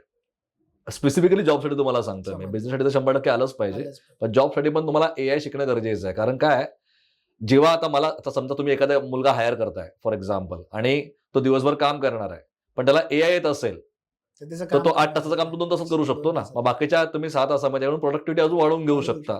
तो त्या अँगलने तर लोक विचार करायला सुरुवात करणारच आहेत. बरोबर. त्यामुळे प्रत्येक, आता तुम्ही टेक्निकली म्हटलं तर टेक्निकली बरेच करिअर्स अवेलेबल आता सध्या आहेत. समजा तुम्हाला फॉर एक्झाम्पल तुम्हाला AI डेव्हलपर तुम्ही बनू शकता समजा, किंवा तुम्ही डेटा अनालिस्ट बनू शकता, तुम्ही डेटा इंजिनियर बनू शकता, किंवा तुम्ही प्रॉम्प्ट लिहिण्याचे पण कोर्सेस चालतात मार्केटमध्ये, आणि मोठमोठे कोर्सेस चालतात, त्याचं करिअर आहे आणि त्यांना पॅकेजेस पण खूप स्ट्रॉंग आहेत. म्हणजे आपण आता तुम्हाला प्रॉम्प्ट म्हटलं की संदर्भाचे स्पष्टीकरण 5-6 लाईनचे समजा, 6-6 पानांचे पण प्रॉम्प्ट असतात. एवढे मोठे मोठे प्रॉम्प्ट असतात जे लोक लिहितात आणि त्याच्यात चांगला आउटपुट काढून घेतात. सो तुम्हाला हे भरपूर करिअर तुम्हाला अवेलेबल होणार. तुम्हाला मार्केटिंग समजा तुम्ही करत असाल तर मार्केटिंग प्लस तुम्ही AI केलं तर तुमची व्हॅल्यू ऑटोमॅटिकच वाढली. जसं पूर्वी बघा MSCIT होतं की MSCIT आलं की बाबा मग ते जॉब मिळायचे, तसं आता तुम्हाला AI येत असेल तर तुम्हाला जॉब मिळेल, असं आहे थोडक्यात. तसं झालेलं झाल्यावर पहिली लोक MSCIT ने टायपिंग वगैरे हे करणं गरजेचं. परफेक्ट आहे. तसंच आहे. इथून पुढे तुम्ही बोलताय की ज्या वेळेला एखाद्या वेळेला तुम्ही जॉबसाठी ट्राय कराल त्यावेळेला तुमच्या रिझ्यूम मध्ये AI असेल तरच तुम्हाला ते जॉब. ऍडिशनल बेनिफिट आहे तुम्हाला जास्त, ते ऍडिशनल बेनिफिट असं म्हणू शकतो. आता काही इंडस्ट्रीमध्ये समजा ते तितपत लागू होईल असं वाटत नाही, पण असं दिसतंय की पुढच्या काही वर्षामध्ये AI ऑलमोस्ट सगळ्या इंडस्ट्रीमध्ये येणारच आहे. बऱ्याच वेळेला असं होतं की सर की एखादा व्यक्ती आहे जो नॉन टेक्निकल बॅकग्राऊंड मधून आहे, बरोबर आहे, ज्याला टेक्निकली काही गोष्टी समजत नाही, मग तो पण AI मध्ये शिकू शकतो का? कारण बऱ्याच वेळेला असं होतं ना, अरे ह्या सगळ्या टेक्निकल गोष्टी आहेत, त्याला प्रॉम्प्ट लिहिणं, ह्या त्या सगळ्या गोष्टी, मग त्याला खरंच तसं आहे का? हे फक्त लोकांचं मिथ आहे. ते लोकांचं कम्प्लीट मिथ आहे. कारण प्रॉम्प्ट लिहिणं हे टेक्निकल नॉलेज नाहीच आहे. प्रॉम्प्ट लिहिणं म्हणजे गप्पा मारणं. मला जे वाटतंय ते तिथे मी लिहितोय. ओके. त्यात फक्त 1-2 गोष्टी समजा फॉर एक्झाम्पल तुम्ही प्रॉम्प्टला रोल दिला पाहिजे फॉर एक्झाम्पल, पण हे पण असं काही टेक्निकल गोष्ट नाही झाली ती, तर मग त्याचं नॉलेज असलं पाहिजे समजा. पण कुणीही, म्हणजे टेक्निकल असू दे नॉन टेक्निकल असू दे, कुणीही AI मध्ये काम करू शकतो. म्हणजे तुम्हाला प्रॉम्प्ट लिहिण्याची टेक्निकल नॉलेजची गरज नाहीये, तुम्हाला इमेज बनवायला टेक्निकल नॉलेजची गरज नाहीये, तुम्हाला कंटेंट लिहायला टेक्निकल नॉलेजची गरज नाहीये, तुम्हाला ऑटोमेशन टूल्स शिकायला तुम्हाला टेक्निकल नॉलेजची गरज नाहीये. एक सेन्स असला पाहिजे बेसिक, त्याच्या हिशोबाने तो करू शकतो. कुणीही करू शकतो. आणि त्याला असं काहीच नाही की तुम्हाला खूप मोठे कोर्सेस वगैरे करून ते शिकायचं वगैरे, असं काहीच नाही. तुम्ही फक्त रोजच्या प्रॅक्टिसने पण या गोष्टी इझिली तुमच्या आयुष्यामध्ये इम्प्लिमेंट करू शकता, काहीच इश्यू नाहीये. मग एखाद्या माणसाला हा प्रश्न पडतो की चला आज मला एआय करायचं, जसं तुम्ही आता सांगितलं टेक्निकल असू दे नॉन टेक्निकल असू दे, प्रत्येकाला एआय शिकायची गरज आहे. मग एआय शिकत असताना नेमकी सुरुवात कुठून करायची? बरोबर. कारण बऱ्याच वेळेला असं वाटतं अरे मला चॅट जीपीटी येतं, थोडंफार मला प्रॉम्प्ट टाकता येतात, मला माझी उत्तरं सध्या तरी मला मिळतात, पण मग ही एवढ्या पुरतच मर्यादित आहे का? ह्याची सुरुवात एक वेगळ्या स्पेसिफिक लेवलनी झाली पाहिजे किंवा त्याच्या स्टेप्स असतात, काय सांगू शकता? बेसिक तुम्ही पहिला एआय काय ते समजून घ्या. हम्म. तुम्हाला फक्त बेसिक समजलं पाहिजे की बाबा एआय कसं काम करतं आणि एआय काय आहे.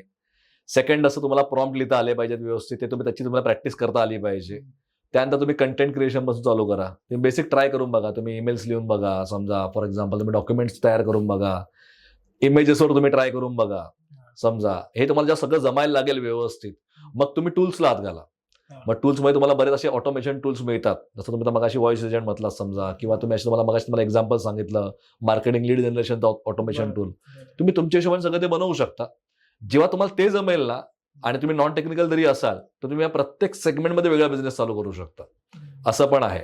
म्हणजे पूर्वी वेबसाईट बनवायला समजा फॉर एक्झाम्पल तुम्हाला एक महिना निघून जायचा, आता ते 1-2 दिवसात एआयच्या मदतीने काम होतं. ऍक्च्युअल तर 5-10 मिनिटाचं काम असतं किंवा 1 तासाचं काम असतं, पण ते कंटेंटच्या हिशोबाने त्यांचा 1-2 दिवस पकडून चालूया आपण, तर तुमचा तेवढा वेळ वाचलेला आहे. मग आता पूर्वी 1 महिना तिकडे लागायचा, तर तुमच्या 2 दिवसात काम व्हायला लागले. मग तुम्ही महिन्याला 15 वेबसाईट बनवू शकता. मग तुम्ही समजा पहिले तुम्ही समजा 10,000 रुपये घेत असाल, आता तुम्ही 5 घ्या, पण तुमचा तो स्कोप पण वाढला ना. मग ज्याला व्यवस्थित त्याला वापरता येईल ना, तो त्याला खूप पुढे घेऊन जाऊ शकतो, असं आहे. त्यामुळे कुणीही त्याच्यात काम करू शकेल, त्याचा काही इश्यू नाहीये. सर आतापर्यंत जे आपण डिस्कस केलं, जसं लीड जनरेशन असेल किंवा मार्केटिंग असेल, सेल्स असेल, तर ह्या सगळ्या बिझनेस प्रॉस्पेक्टिव्हने झालेल्या गोष्टी आहेत.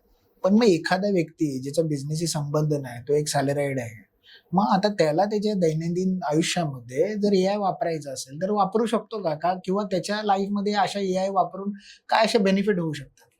100% वापरू शकतो. म्हणजे तुम्हाला सांगतो कसं, आता मी फक्त बिझनेस पर्स्पेक्टिव्ह कधी वापरलेलं नाही. मी तर प्रत्येक पद्धतीने वापरून बघितलेलं कारण आहे. तुम्ही बट ऑब्वियस आपलं रोजचं काम असल्यामुळे आपण ते करतोच आहे. समजा एक गृहिणी जरी असेल, तुम्हाला एक्झाम्पल सांगतो, त्याला एक गृहिणी आहे, ओके. आता समजा तिच्या घरामध्ये एक मुलगा आणि नवरा दोघे जणच आहेत. नवऱ्याला एक गोष्ट आवडते, मुलाला आवडत नाही, मुलाला जे आवडते नवऱ्याला आवडत नाही, असं जरी असेल समजा, एक्झाम्पल बघूया आपण. बऱ्याच घरामध्ये हे असतं असं, आणि हिला जे हिच्या आवडीचा प्रश्न नसतोच बऱ्याच वेळेला, असं आहे. मग हिला चॉईस नसते की दोघांपैकी खावंच लागणार आहे असं. हा प्रॉब्लेम तर तुम्ही ChatGPT टाकलात ना, की माझ्या नवऱ्याला हे आवडतं, मुलाला हे आवडतं, आणि मग आमचं मॅच होत नाही, त्याच्यामुळे आमचं जे काय असेल तर मला तो एक शेड्यूल बनवून दे की ज्यात मी दोघांना पण प्रॉपर खुश ठेवू शकते, ते मला ChatGPT बनवून देऊ शकतो. ओके. मग तुम्ही कुठे युज करता तुमच्यावर डिपेंड आहे. म्हणजे एक प्रकारे आपण जे एखाद्या मित्रासमोर हा जो प्रॉब्लेम सांगतो, त्याचे वेगवेगळे उत्तरे भेटतात, परत कन्फ्युजन होतात, त्याच्यापेक्षा तुम्ही ChatGPTला जर ह्याच्यातले कुठलेही प्रश्न विचारा, ते तुम्हाला त्या उत्तर देणार. आणि इनफॅक्ट फक्त मित्र नाही, तो इंटेलिजंट मित्र आहे. समजलं ना. दुसरं आता समजा तुम्हाला, तुम्ही ट्रॅव्हलिंगला चाललाय समजा, तर मी स्वतः युज करून बघितलेलं आहे. मी ट्रॅव्हल करतोय समजा, तर मला आयटनरी बनवून पाहिजे एखाद्या गोष्टीची. इट्स नॉट ओनली ChatGPT, तुम्ही जेमिनी वगैरे पण ट्राय करू शकता. तुम्ही त्याला बजेट सकट सगळ्या गोष्टी सांगितलं, तुम्हाला तो आयटनरी प्रॉपर बनवून देऊ शकतो, कुठे काय केलं पाहिजे वगैरे सगळ्या गोष्टी. ते आहे. तुमचा पर्सनल फायनान्स तुम्हाला मॅनेज होत नाहीये समजा, आणि तुम्हाला फायनान्शियल ऍडवायझरला द्यायला पैसे पण नसतील समजा, ते पण तुम्हाला तो गाईड करू शकतो की बाबा माझी एवढी सॅलरी आहे, माझा एवढे एक्सपेन्स आहे, तुम्हाला सजेस्ट कर की मी कसं इन्व्हेस्ट करू शकतो वगैरे, जे काय असेल ते पण तुम्हाला गाईड करू शकतो. तो तुम्हाला डाएट प्लॅन गाईड करू शकतो. मी ऍस्ट्रॉलॉजी पण त्याला ट्राय करून बघितलेली आहे. ऍस्ट्रॉलॉजीमध्ये पण त्याने कडक उत्तर दिलेत मला प्रत्येक गोष्टीची. त्यामुळे तो काही करू शकत नाही असं नाही. तो कॉमन माणूस असू दे किंवा बिझनेसमॅन असू दे, कोणीही असू दे, प्रत्येक जण हे चांगल्या पद्धतीने युज करू शकतो. कॉन्टेंट क्रिएटरच्या बाबतीत बघायला गेलं तर कॉन्टेंट क्रिएटरला एआय किती पॉवरफुल टूल म्हणून वापरता येतं? आता कसं आहे, आता कॉन्टेंट क्रिएटर पूर्वी कसे आहेत माहिती आहे, त्यांना त्यांच्या डोक्यामध्ये कॉन्सेप्ट असायचे, ते त्यांना पूर्ण मग कॉन्सेप्ट त्यांना ड्राफ्ट करून लिहावे लागायचे, बरोबर ना, स्टार्ट टू एंड. आता हाच कॉन्सेप्ट जर मी एखाद्या टूलला दिला की जो कॉन्टेंट चांगला लिहू शकतो माझ्यासाठी, समजा जेमिनी घ्या, ChatGPT, क्लॉड, जे कुठले, ते प्रत्येकाचा स्वतःचा वैयक्तिक एक कम्फर्ट झोन असतो, त्याला दिला, त्याने मला कॉन्टेंट बनवून दिलं, त्याला मी परत रिफाईन केलं ना, तर मी पूर्वी जे लिहायला मला वेळ लागायचा तो डेफिनेटली माझा कमी होणार आहे. हे मी प्रत्येकाला तेच सांगतो की माझा वेळ कमी होणार आहे, माझी प्रोडक्टिव्हिटी वाढणार आहे, राईट. तर तुम्हाला बऱ्याच वेळेला असं होतं की तो अजून काहीतरी चांगलं लिहून देतो, माझ्या डोक्यात पण नसतं. समजलं? कॉन्टेंट क्रिएटरला तर याचा खूप मोठ्या लेवलवरती 100% फायदा होऊ शकतो. आणि मी तर म्हणतो की तुम्ही त्यांना मेंटर बनवा. तुम्ही जेमिनीला मेंटर बनवा स्वतःचा, तुम्ही ChatGPT स्वतःचा मेंटर बनवा, आणि त्याला सांगा की माझी प्रोसेस समजून घे की मी कसं करतोय, आणि मग त्या पद्धतीने तुम्हाला गाईड करायला सुरुवात कर, असं आहे. आणि हे जर तुम्ही केलं नाही, हे मी स्वतः केलेलं आहे, मी 2-2, 3-3 तास बसून ChatGPT ला मेंटर बनवला होता. त्याला मी सांगितलं की तुम्हाला प्रश्न विचार माझ्या बिझनेसबद्दल जे काय असतील, मी त्याला सगळ्याची उत्तरं दिली आणि त्याच्यावर मग त्याने जेव्हा मला उत्तर द्यायला सुरुवात केली, आता म्हणजे मी लिटरली कधी कधी माझं 1-1, 2-2 मिनिटांमध्ये पण काम होतं. जेव्हा लेटर लिहायला मला खूप वेळ लागायचा. तुम्हाला आयडेंटिफाय केलंय त्यांनी त्या माझी त्याला रायटिंग स्टाईल माहिती आहे, मी कसं लिहितो, मी कसा बोलतो, त्याला सगळं माहिती आहे. त्यामुळे तो मला परफेक्ट माझ्या हिशोबाने लिहून देतो. आता बऱ्याच वेळेला मला खूप जास्त काही करावं पण लागत नाही. मी डायरेक्ट फक्त एकदा वाचतो आणि ते पाठवू शकतो, इतक्या लेवलला तर आलेलं आहे. Okay. जेवढं त्याला जास्त मी युज करेन तेवढं जास्त अजून स्मार्ट होत जाणार, असं आहे ते. मग आता हे ज्या पद्धतीने आपण बघितलं की प्रत्येकाला आपल्या दैनंदिन आयुष्यामध्ये पण वापरता येतात, बिझनेस मधला पण वापरता येतात. मग आता इथे प्रश्न येतो तो स्टुडंटचा, बरोबर आहे. मग स्टुडंटने आतापासूनच AI वापरायला सुरुवात करायला पाहिजे का? कारण बऱ्याच वेळेला असं होतं ना की मग परत मी मगाशी एक गोष्ट सांगितली की त्याची स्किल किलिंग होते का, किंवा त्याच्या स्किलवरती प्रॉब्लेम बरोबर का. मग आता त्याची गरज आहे की त्यांनी त्याचा वापरून अजून त्याच्या स्किलमध्ये ऍडिशन करायला पाहिजे, जे नॉलेज त्याच्याकडे नाही ते अजून त्यांनी घेतलं पाहिजे. आता हे अगेन सेम तो इश्यू आहे जो मुलाने कम्प्युटर शिकला पाहिजे का, अगोदर जे असायचं आपल्याला की मुलांना कम्प्युटर आला पाहिजे का, तसंच आहे. कारण तुम्हाला सांगतो बघा, जर तुम्ही AI वापरता, आता अगेन कसं वापरला ते पण डिपेंड आहे. तुम्ही ते कसं वापरता. म्हणजे मुलं डायरेक्ट रेडीमेड फक्त उत्तरासाठी वापरत असतील तर ते खूपच चुकीचं आहे, जे नाही केलं पाहिजे. मी स्वतःच्या माझ्या मुलाला मी आता AI शिकवतोय समजा, त्याच्यामध्ये त्यांना प्रॉम्प्ट रायटिंग तर आली पाहिजे. आता प्रॉम्प्ट लिहिताना पण स्वतःला विचार करावा लागतो की मला काय लिहायचं आहे, बरोबर की नाही. आता समजा तुम्हाला कुठला डाऊट असेल, जो डाऊट सॉल्व्ह करायला तुमच्याकडे टीचर कुठलाच नाही आहे आता, पण तुम्हाला शिकायचं आहे, तर तुम्ही जेमिनामध्ये गायडेड लर्निंगचा ऑप्शन आहे समजा, किंवा ChatGPT मध्ये पण तुम्ही तुमचा तो हे टाकून, तुमचा डाऊट टाकून त्याचं तुम्ही त्याच्याकडून उत्तर घेऊ शकता व्यवस्थित. तर ते तुम्हाला सोल्युशन मिळू शकतं. तुमची क्रिएटिव्हिटी वाढू शकते AIच्या मदतीने. आता AI मधून तुम्हाला गेम वगैरे बनवणं खूप इझी आहे. ते सगळं पण तुम्ही AI मधून करू शकता. मग ते मुलं ते शिकू शकतात. गेम खेळण्याऐवजी गेम बिल्ड करण्याची जी मजा असते ती वेगळी असते. ते प्रॉम्प्ट मधून लोकांना करता येतं, मुलांना करता येतं, स्वतःची वेबसाईट बनवता येते. मग तुमची क्रिएटिव्हिटी वाढू शकते, तुमचे डाऊट क्लिअरिंग होऊ शकते, बिंग अ पर्सनल ट्युटर, किंवा तुमची रायटिंग स्टाईल सुधारू शकते त्याच्या मदतीने. किंवा तुम्हाला एखादी लँग्वेज शिकायची, मला फ्रेंच शिकायची फॉर एक्झाम्पल, तर तुम्ही जेमिनाच्या गायडेड लर्निंगमध्ये गेला, त्याला सांगितलं की मला फ्रेंच शिकायचं आहे फॉर एक्झाम्पल, आणि तो तुम्हाला समोरून फ्रेंच शिकवायला सुरुवात करेल. तो तुमच्या स्पेसच्या हिशोबाने, म्हणजे तुम्हाला किती समजतंय, तुमची तो एक्झाम घेईल त्यावेळेला, तुम्हाला हे बोलून दाखव, पर्सनलाइज होऊन जाईल. परफेक्ट. म्हणजे जसं वापरू त्याच्यावर आहे. म्हणजे जसं सोशल मीडिया होतं, सोशल मीडिया त्या लोकांनी पॉझिटिव्ह यूज केला, त्यांना बिझनेसमध्ये प्रचंड किंवा लाईफ पर्सनल लाईफमध्ये प्रचंड फायदा आला. तसंच तुमचं AIचं पण आहे की जो AI पॉझिटिव्हली यूज करेल ना, त्याचं आयुष्य चांगलं होऊ शकतं. तरी स्टुडंटने हा प्रॉस्पेक्टिव्ह ठेवला पाहिजे की मला याच्यातून लर्निंग मिळाली पाहिजे, रादर दॅन की एखादा क्वेश्चन सांगितला किंवा एखादा होमवर्क सांगितलं, एखादा प्रोजेक्ट सांगितलाय तर त्याचा फक्त प्रॉम्प्ट टाकला, आन्सर्स प्रिंट आउट घेतले आणि जाऊन सबमिट केलं, असं नाही. तसं नाही व्हायला पाहिजे. मग ते रेडीमेड झालं आणि जे ऍक्च्युअली एथिकल पण नाहीये. मग त्यात तुम्ही तुमचा ब्रेन यूज करत नाही ऍक्च्युअल मध्ये, असं आहे. मग सर, आता हे सगळं होऊन बरेच वेळेला युट्यूब ज्यावेळी आपण बघत असतो किंवा बऱ्याचशा वेळेला बाहेर बघत असतो, त्यावेळी काही ऍड्स येतात की आज तुम्ही AI शिका आणि पैसे कमवा, बरोबर आहे. तर हे कितपत म्हणजे खरंच आहे का की आज AI शिकल्यानंतरला आपण त्या पद्धतीने पैसे कमवू शकतो का? मगाशी जसं तुम्ही सांगितलं बिझनेससाठी काय काय हेल्प होऊ शकतो, पण ते तसंच आहे का? नाही, म्हणजे तुम्ही नॉन टेक्निकल असाल, तुमची क्रिएटिव्हिटी चांगली. तुम्हाला एक्झाम्पल सांगतो. आता बघा, काही लोक AI मधून एवढे मस्त व्हिडिओ बनवतात बिझनेस ब्रँडच्या हिशोबाने वगैरे. तुम्ही आता टीव्हीवर पण बघा, टीव्हीवर पण बरेच व्हिडिओज आहेत ना, हे आता ऍड मधले AI मधून बनलेले असतात. तुम्ही आता बघितलं असेल तर. म्हणजे ना मला प्रोजेक्ट शूट लोकेशनची गरज आहे, ना मला मॉडेल्सची गरज आहे. स्क्रिप्ट पण माझी AI मधून बनवू शकते, माझी म्युझिक AI मधून बनवू शकते, माझा ऑडिओ AI मधून, सगळं माझं AI मधून बनवू शकतं. तर माझे पैसे पण वाचतात ना. तर मग असे आता जे असतील पुढे टूल्स, समजा तुम्हाला व्हिडिओ बनवता आले, समजा तुम्हाला ग्राफिक्स चांगले बनवता आले, तुम्हाला कंटेंट चांगला लिहिता आला AIच्या मदतीने, तुम्हाला टूल्स बनवता आले जे एखाद्या बिझनेसचं काम सोपं करतील, तर डेफिनेटली तुम्ही पैसे कमवू शकता. पण अगेन आता ते मार्केटिंग वेगळ्या पद्धतीने केलं जातं, समजा की तुम्हाला करोडो मिळतील वगैरे वगैरे वगैरे असं. पण ऍटलिस्ट तुम्ही बेस पासून चालू तर करू शकता.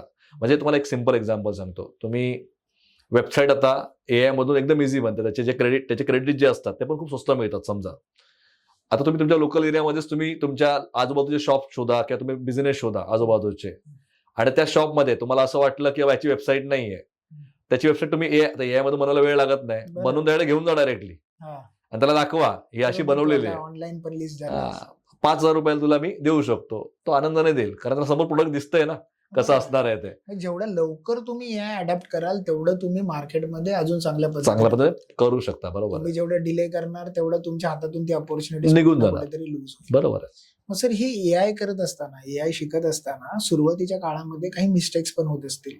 अशा कोणत्या मिस्टेक्स आहेत आज हे जे कोण पॉडकास्ट बघतात त्यांना तुम्ही काय सांगू शकाल की एआय करत असताना, एआय शिकत असताना या मिस्टेक्स जर तुम्ही लक्षात ठेवल्या आणि ह्या नाही केल्या तर कदाचित तुम्ही लवकर अडॅप्ट कराल आणि कदाचित तुम्ही एआय मध्ये चांगली मास्टरी लवकर मिळवाल.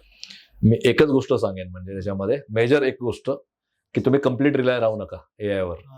म्हणजे तुम्ही कुठलीही गोष्ट करताय ना, तर त्याने तुमची प्रोडक्टिव्हिटी वाढू दे, पण डायरेक्ट कॉपी पेस्ट, विचार न करता डायरेक्टली उत्तर लिहिणं, समजा जे काय असेल तुम्ही डायरेक्ट तुम्हाला पुढे पाठवून देणं, असं कधीच करू नका. जे जास्त मिळतंय risky उत्तर ते तुम्हाला समजलं पाहिजे. ही एकच गोष्ट मी सांगेन. एकच मिस्टेक लोक करतात सध्या. मग त्यामुळे होतं असं की त्यांचं इम्प्रेशन समोर चुकीचं जातं आणि मग लोक हळूहळू त्या गोष्टीपासून डिटॅच व्हायला सुरुवात करतात. की बाबा एआय चुकीची उत्तर देतो फॉर एक्झाम्पल वगैरे असं. असं माझ्या एकदा मुलाबरोबर झालं होतं. समजा मी तुम्हाला एक्झाम्पल सांगतो. आमच्या घरात केबीसी बघायची सवय आहे. बरं. तर माझा मुलगा त्या कम्पॅरेटिव्हली लहान होता, 1-2 वर्षापूर्वीची गोष्ट असेल. तर केबीसी बघताना एक 50 लाखाचा प्रश्न होता. त्याला सवय काय होती, प्रश्न आला की तो ChatGPT टाकायचा आणि उत्तर काढायचं असं. तर तिथे ABCD ऑप्शन्स होते. आता त्याला ChatGPTने सांगितलं D आणि त्या माणसाने समोरच्या लॉक केलं C. तर हा एकदम पॅनिक झाला की त्याचे 50 लाख रुपये जाणार म्हणून. तसं उड्या मारायला लागला की नाही तू चुकीचं उत्तर. तो त्याला कळत नाही की टीव्हीत मी तर बोलून होणार नाही, टीव्हीमध्ये त्याला समजणार नाही. पण तो म्हणतो अरे तू आता हारणार आहे, तू C उत्तर नाही द्यायला पाहिजे, D द्यायला पाहिजे वगैरे असं. आणि जेव्हा अमिताभ सर बोलले की लॉक करा म्हणून आणि त्याचं उत्तर बरोबर आलं, तर हा मला बोलतो ChatGPT खोटं बोलतो. असं आहे. म्हणजे एकदम पर्सनॅलिटी अटॅच झाल्यामुळे एकदम इम्पॅक्ट चुकीचा होतो. त्यामुळे कसं आहे की तुम्हाला कम्प्लीट रिलाय नाही राहायचं. तुम्हाला ते प्रत्येक उत्तर समजा तुम्ही आता मी एका जागी जरी बघितलं समजा फॉर एक्झाम्पल, तर मी ते जेमिनावर बघितलं पाहिजे, मी ते क्लाउडवर पण बघितलं पाहिजे किंवा ते उत्तर काय असू शकतं. एकाच आन्सरवर तुम्ही कम्प्लीट रिलाय राहायचं नाहीये. हे एकच सांगेन मी. हे एकच गोष्ट आहे जी लोक सध्या चुकीची करतात मेजरली. असं. बरं, आज जर ज्या पद्धतीने बघितलं तर हे युथला अडॅप्ट करणं खूप गरजेचं आहे आणि लवकर याच्यामध्ये म्हणजे लवकरात लवकर शिकवून त्याच्यामध्ये कसा फायदा करता येईल. मग या युथसाठी तुम्ही एक काय चांगली ऍडवाइस देऊ शकाल आत्ताच्या घडीला? ओव्हर डिपेंडंट नाही व्हायचं याच्यावर. म्हणजे तुम्ही कुठलीही गोष्ट करताय समजा, ती कम्प्लिटली एआयनेच केली पाहिजे असं राहू नका. अगेन मी त्याच पॉईंटवर येतो की तुमचं ह्युमन इंटेलिजन्स याच्यामध्ये अप्लाय करा. दुसरं, त्याचे स्लेव्ह होऊ नका. म्हणजे प्रत्येक वेळेला तोच सांगेल ते बरोबर या अँगलमध्ये तुम्ही राहू नका. क्रॉस चेक करा, वेगवेगळ्या प्लॅटफॉर्मवर तुम्ही चेक करा. आणि काही कराल तुम्ही समजा फॉर एक्झाम्पल तुम्ही कुठलीही गोष्ट करता, त्याची तुमची थीम तुमच्या डोक्यामध्ये क्लिअर असली पाहिजे. ते तुम्ही त्याला विचारायला जाऊ नका. ओके, कारण तो तुम्हाला भरकटवत नेऊ शकतो कुठल्या ना कुठल्या लेवलला. सो तुम्ही तुमच्या डोक्यात थीम क्लिअर ठेवा, तुमचं विजन क्लिअर पाहिजे तुम्ही काय करता त्याच्यातून, आणि मगच ते वापरायला सुरुवात करा. आता जर बघायला गेलं तर तुम्ही असे कुठले टूल्स सजेस्ट कराल की ऍटलिस्ट हे टूल्स तुम्ही तुमच्या आयुष्यामध्ये वापराच? कारण बऱ्याच वेळेला असं आहे की आज एआय मध्ये खूप सारे टूल्स आले आणि मग ह्या सगळ्या प्रत्येक टूलचा अभ्यास करणं तेवढा आता सध्या एकदम पॉसिबल होत नाही. मग याच्यामध्ये काही लोक आहेत तर त्यांना तुम्ही असे काही टूल्स ऍडवाइस कराल की ऍटलिस्ट तुम्ही सगळं काही करू नका, पण हे 2-3 टूल असेल त्याच्यावरती तुम्हाला ह्या सगळ्या बेस्ट गोष्टी भेटू शकतील किंवा काय? आता स्पेसिफिकली सांगायचं झालं, मी स्वतः मी जे यूज करतो गेली कित्येक वर्ष, ChatGPT, भले तो काही उत्तर तुम्हाला चुकीची देत असेल, पण ChatGPT जनरल यूज साठी खूप चांगला आहे. ओके, तुमच्या बिझनेससाठी वगैरे खूप चांगला आहे. मग मी इमेज जनरेशनला जेमिनाय रेकमेंड करेन की तुम्ही जेमिनायमधून तुमचे इमेजेस बनवा. खूप चांगल्या बनतात, चांगल्या लेवलच्या बनतात. व्हिडिओ बनवायला गुगल फ्लो नावाचं सॉफ्टवेअर आहे, तिथून तुम्ही व्हिडिओज बनवा. तुमच्या बिझनेसला जे मार्केटिंगला लागतात व्हिडिओ समजा, ते तुमचे गुगल फ्लो मध्ये खूप चांगले बनतात. गुगल फ्लो नावाचं ऍप्लिकेशन आहे, त्यातून बनतात. हे 3 ऍप्लिकेशन मेजरली जे आपल्याला लागतात. कंटेंट क्रिएशन तुमचं असेल, समजा तुमचं इमेज असेल आणि व्हिडिओसाठी असेल. बाकी तर तुम्हाला असे बरेच ऍप्लिकेशन्स अवेलेबल आहेत. तुम्हाला वेबसाईट बनवायला वेबल अवेलेबल आहे फॉर एक्झाम्पल. त्यानंतर तुम्हाला पीपीटी बनवायला गॅमा अवेलेबल आहे किंवा प्रेझेंटेशन AI अवेलेबल आहे. असे बरेच ऍप्लिकेशन्स आहेत. पण मेजरली मी 3 सांगेन की 3 यूज करा, कारण मी गेले 1.5-2 वर्षात मी कंपल्सरी वापरतोच आहे आणि त्याचा मला रिझल्ट खूप चांगला येतोय. असं. बरं, हे सगळं झाल्यानंतर आज तुम्ही बऱ्याच वेगवेगळ्या अँगलनी उत्तरं दिलीत. आज मला डेफिनेटली हे वाटतं की आज ह्या पॉडकास्ट मधून आहे ना खूप काही शिकण्यासारखं आहे. बरोबर. माझ्या पर्सनल लेवलवरती, त्याचबरोबर व्ह्युअर्सला पण याच्यातून खूप साऱ्या गोष्टी भेटेल. पण याचबरोबर सर तुम्ही स्वतः एक इंस्टाग्रामचा हँडल वगैरे तुम्ही यूज करताय, तर लोकांनी जर तुम्हाला फॉलो करायचं झालं किंवा तुमच्या पद्धतीची एखादी ऍडवाइस पाहिजे असेल तर तुम्हाला ते कुठे फॉलो करू शकतील? इंस्टाग्रामला AI मित्र सुबोध, फेसबुकला पण AI मित्र सुबोध आणि युट्यूबला पण AI मित्र सुबोध. ओके. तिकडे. त्यात तुम्ही डीएम जरी केलं तर डेफिनेटली तुम्हाला कुठला तुमचा म्हणजे- प्रश्न असेल तुम्हाला त्याचा मी आन्सर देऊ शकतो म्हणजे कधी. जर तुम्हाला एखाद्या व्ह्युअर्सला एखादा काही प्रश्न पडला असेल एआयच्या संदर्भामध्ये, तुम्हाला त्यांनी कमेंट्स मध्ये वगैरे कळवलं तर डेफिनेटली आम्ही त्याचं उत्तर देऊ. आणि प्रत्येक नवीन प्रश्न आम्हाला पण एक नवीन शिकण्याची ऑपॉर्च्युनिटी असते. कारण आता एआय एकदम नवीन आहे तसं म्हटलं तर. अजून पण बऱ्याच लोकांना माहित नाहीये, की आम्हाला पण त्यातल्या बऱ्याच गोष्टी अजून माहित नसतील कदाचित. तर आम्ही पण शिकण्याचा प्रयत्न करतोय. तर नवीन प्रश्नावर आम्ही नवीन शिकतो आणि तेच आम्ही युजरला सांगतो, असं आहे. खूप छान. सर, खरंच आजचा पॉडकास्ट खरंच खूप चांगला झाला आणि तुम्ही तुमचा सगळ्यात असा महत्वाचा असा वेळ दिला. त्याच्यामुळे आज खूप साऱ्या काही गोष्टी आहेत ना इथून टेकअवे आहेत, ज्या मलाही असं वाटतं माझ्या बिझनेसच्या संदर्भात की मला पण एआयचे बरेचसे टूल शिकणं गरजेचं आहे. नाहीतर मी सुद्धा म्हणजे आउटडेटेड होण्याच्या नादावर राहू शकतो. तर तुम्ही खूप सगळा चांगल्या पद्धतीने इन्साइट सांगितल्या.